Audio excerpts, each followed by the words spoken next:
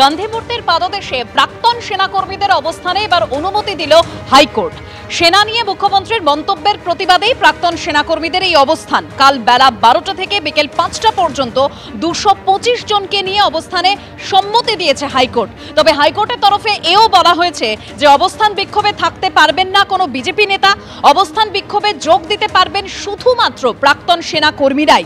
একটি loudspeaker, hand mic নিয়ে অবস্থান বিক্ষোভের অনুমতি দিল হাইকোর্ট।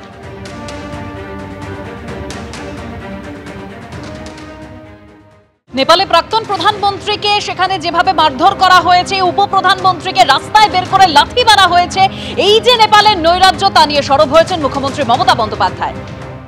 দুর্যোগ, দুর্ভোগ, দুরারোগ, কোভিডেও আপনারা আমাকে দেখেছেন আমি একদিনও ছুটি নিইনি। আমি রাস্তায় রাস্তায় ঘুরে বেরিয়েছি। যেই শুনেছি নেপালের প্রবলেম চলে এসছে, সারা রাত উত্তরকন্যায় বসে পাহারা দিয়েছি।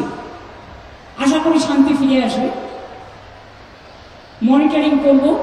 টুরিস্ট যারা গেছেন, আমি জানি অনেকে ভ্রমণ যাত্রী বেড়াতে গেছেন, তাদের আমি এটুকু বলবো যে আমরাও রাজ্য সরকার থেকে টেক আপ করেছি, যাতে তারা একটা দিন দুটো দিন অপেক্ষা করুন, আস্তে আস্তে আপনাদের ফিরিয়ে নিয়ে আসবো। চিন্তা করবেন না, এক্ষুনি তাড়াহুড়ো করতে গিয়ে কোনো বিপদের মধ্যে পড়বেন না। একটু শান্তি ফেরাতে দিন, ওরা শান্তি ফেরাক, আমরা প্রতিবেশী রাষ্ট্র খুশি হব। নেপাল জুড়ে বেলাগাম তাণ্ডব, একের পর এক সরকারি দপ্তরে আগুন ধরিয়ে দেওয়া হয়।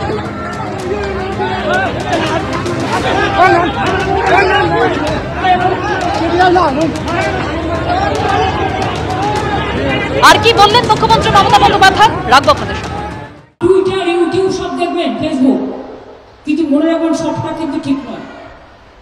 অনেক ফেক নিউজ, অনেক ফেক নিউজ ছোটদের মাথাটা ঘুরিয়ে দেয়। বড়দেরই মাথা ঘুরিয়ে যায়, তো ছোটদের দোষ দিয়ে আমি কি করব? আমি ছোটদের দোষ দিই না। দেখো, কিন্তু সবটা গ্রহণ করবে না। মনে রাখবে কোনটা গ্রহণ করবে আর কোনটা বর্জন করবে, এটা তোমাদের জানতে হবে। কিছু লোক আজ টাকা দিয়ে পলিটিক্যাল পার্টির ব্যানারে নানা রকম মিথ্যে কথা লেখে, কুৎসা ছড়ায়, অসম্মান ছড়ায়, চক্রান্ত করে, দেশভাগ করে, বাংলা ভাগ ভাগ করার চক্রান্ত করে।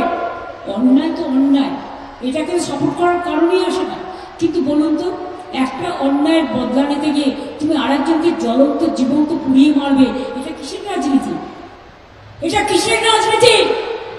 আমি এই রাজনীতি বিশ্বাস করি না। আমি যে রাজনীতি বিশ্বাস করি, আমি ছোট্টবেলা থেকে ছাত্র জীবন থেকে রাজনীতি করি, আর যতদিন বেঁচে থাকবো আমি মানুষের রাজনীতি করি এবং করব, এবং মাথা উঁচু করে চলবো, এবং বাংলা এগিয়ে যাবে, এটা আমার স্বপ্ন। আমি অন্য কিছু চাই না। আমি সরকার থেকে এক পয়সা মাইনেও নিই না। দেখুন, ওনার ঘুম ধরে না, হয়তো টেনশনে, কি আবার বাথরুমে ধাক্কা মেলে ফেলে দেবে, সেই জন্য ঘুম ধরছে না, সেটাও হতে পারে না। বাড়ির মধ্যে ওনাকে ধাক্কা দিয়ে দেয় অনেকে। না না, এখানে দেখুন, তৃণমূল কংগ্রেসের বেশ কিছু বিধায়ক তো গণঅভ্যুত্থানের কথা বলছে, কিন্তু কেন্দ্র সরকারের বিরুদ্ধে। ঠিক যেমন বাসে যেমন পকেটমার ধরা পড়লে পরে পকেটমারেরই যারা বন্ধু সঙ্গী সাথী থাকে, তারা চোর চোর বলে মারতে মারতে নিয়ে চলে যায়।